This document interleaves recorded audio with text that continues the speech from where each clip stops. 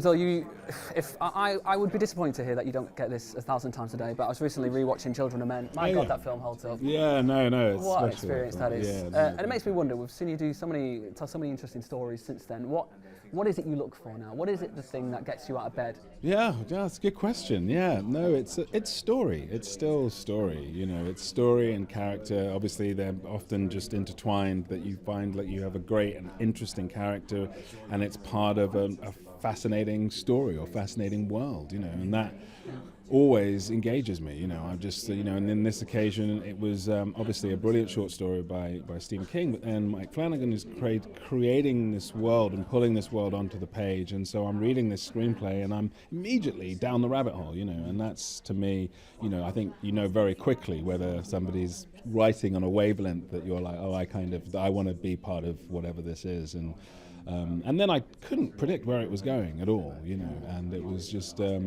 it was entertaining and it was emotional, and I had a real experience with it. Mike's obviously known for the scares. Was it something that attracted you going through the script and not finding those things, not finding those little kind of breadcrumbs of terror along the way? Well, when I was first reading it, I didn't know what was gonna, it wasn't that, it wasn't.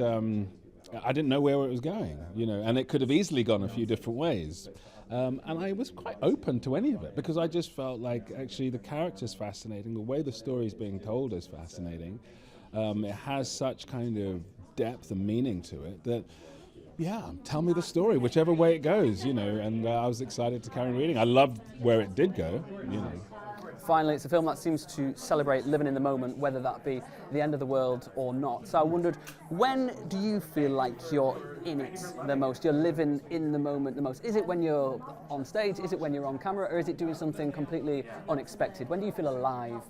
Well, that's a good question. I suppose I feel the most alive in the work, if I'm honest, and that is, that's a good thing and a bad thing sometimes, that you kind of, that you hope that the answer is, paintballing. Yeah, exactly. Friends, family, those are what I feel.